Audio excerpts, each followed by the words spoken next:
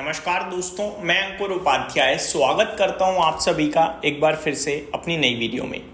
दोस्तों, सेबी एक नया रूल लाने की तैयारी में है और ये रूल आईपीओ और रिटेल इन्वेस्टर्स से रिलेटेड है। आईपीओ में जो रिटेल पार्टिसिपेशन होता है उससे रिलेटेड है। शॉर्ट में बताऊं तो आईपीओ में रिटेल कौन है? रिटेल है वो व्यक्ति जो 2 लाख से छोटी बिड लगाता है आईपीओ में।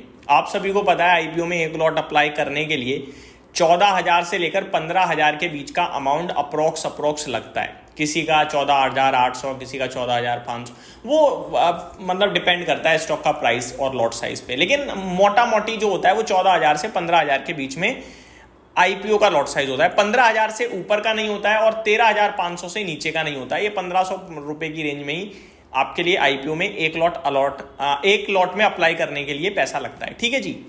आप 2 लाख से नीचे तक अगर आप अप्लाई करते हैं, मान के चलो किसी आईपीओ में अप्लाई करने के लिए आपको 14,500 रुपए लग रहे हैं। ठीक है, तो 2 lakh divided by 14,500, that means maximum you can apply 13 lots. ठीक है, 13 लॉट से ज्यादा आप अप्लाई नहीं कर सकते हो।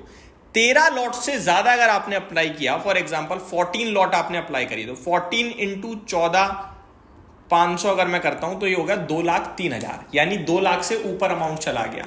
अब यहां क्या होगा? यहां आप रिटेल कैटेगरी से बाहर आ जाओगे और एचएनआई कैटेगरी में चले जाओगे। एचएनआई यानी कि हाई नेटवर्थ इंडिविजुअल। ये कैटेगरी शुरू होती है 2 लाख 1 रुपए से लेकर 10 लाख तक की। यानी अगर आप 2 लाख रुपए से 10 लाख के बीच में अप्लाई करते हो तो आप एचएनआई कैटेगरी में चले जाते हो। अब क्या फर्क पड़ता है? अच्छा, इससे ये भी तो जानना समझना जरूरी है। नए रूल से पहले पुराने रूल तो समझ में आ जाए। फर्क ये पड़ता है, जब कोई भी कंपनी आईपीओ लेकर आती है तो उसमें पहले से डिसाइडेड होता है कि कितना जो अलॉटमेंट है वो रिटेल से आएगा, एचएनआई से आएगा, क्यूआईबी क्वालिफाइड इंस्टीट्यूशनल बायर से आएगा, या फिर आपका एचएनआई कैटेगरी से आएगा। तो ये सारी चीजें पहले से डिसाइडेड होती हैं, एंकर बुक वगैरह भी होती है। ठीक है जी। अब मान के चलो 100 शेयर्स टोटल बाजार में आ रहे हैं, जिसमें से 30 तो रिटेल के लिए हैं, 10 एचएनआई के लिए हैं, 60 में से 40 क्यूआईबी के लिए हैं और 20 में एंकर बुक आ गया। ठीक है जी। तो अगर आपने अप्लाई करे 2 लाख से ज्यादा का अमाउंट, तो आप एचएनआई कैटेगरी में चले गए, जहां केवल 10 शेयर्स ही अलॉट होंगे। कंपटीशन टफ हो गया, मिलने के चांसेस कम हो गए, और रिटेल में रहोगे तो मिलने के चांसेस बढ़ गए क्योंकि यहां पे 30 अलॉट हो रही हैं। तो ये डिफरेंशिएट करता है इन सारी चीजों को। ठीक है, ये इंपॉर्टेंस होती है इन कैटेगरीज की।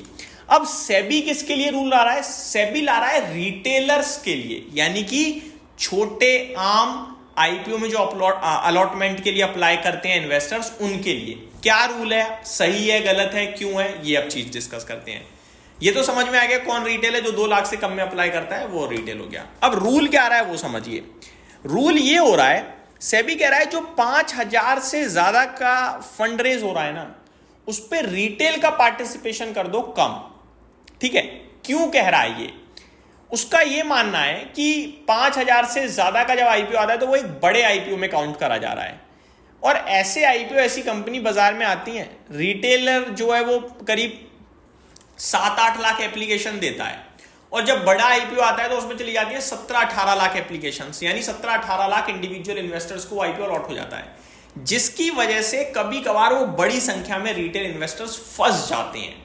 यानी महंगे दाम पे बड़ा आईपीओ पैसा कंपनी ने जुटा लिया और रिटेल इन्वेस्टर्स फंस गए। तो सेबी का ये मानना है कि ऐसा कम हो, इसलिए हम कम कर रहे हैं। अब ये क्या डिटेल्स है बताता हूं। सेबी कह रहा है कि ये जो 5,000 करोड़ से ज्यादा का आईपीओ है, उस पे रिटेल की जो पार्टिसिपेशन है उसे कम करा जाए। जैसे कि अभी जो प्रपोज्ड अलोकेशन है रिटेल की वो है 35%, उसे घटाकर 25% करना चाहता है सेबी। ठीक है जी, 10% कम कर रहा है। अब ये 10% कम हो रहा है तो कहीं तो जाएगा। ये सजेस्ट कर रहा है कि इंस्टीट्यूशनल इन्वेस्टर्स को बढ़ा दो, 50% से 60 कर दो। तो ये शिफ्ट जो है वो सेबी करना चाहता है। किस लिए? This shift reflect SEBI's intent to encourage greater participation from institutional investors, particularly in high value offering. तो सेबी चाहता है कि बड़े निवेशक आए बड़े आईपीओ में, ना कि छोटे निवेशक। क्यों? जब बड़ा निवेशक आएगा तो एक ही आएगा मोटा पैसा लेके। अब रिटेल को 14-14 हजार का एक अलॉट मिल रखा है, लॉट मिला हुआ है, तो वो क्या है, मतलब एक तरीके से प्रेशर बना देता है कभी बार शेयर पे। सेलिंग कर रहा है, कोई बाइंग कर रहा है, तो वो स्टॉक को वहीं का वहीं तोड़ देता है। कभी बार ऐसा होता है, कंपनी वहीं फंस जाती है। जब बड़ा आईपीओ होता है, बड़े रिटेल इन्वेस्टर से पहुंच गया, तो क्यूआईपी क्या है, वो थोड़ा सोच समझ कर कम ट्रेड करवाएंगे, रखेंगे या बेचेंगे, जो भी करेंगे एक साथ करेंगे, मतलब प्रेशर क्रिएट नहीं होगा, ये मेन इशू है। बट ऐसा कुछ नहीं है कि ये लागू हो गया। ये भी एक आप कंसल्टेशन पेपर आप ये कह सकते हैं। क्या लिखा है यहां, SEBI has also proposed easing restrictions around anchor investor participation for IPO allocations exceeding 250 crore. The number of permissible anchor investors allottees may be expanded. This move is designed to accommodate larger FPI who manage multiple funds and require broader allocation flexibility.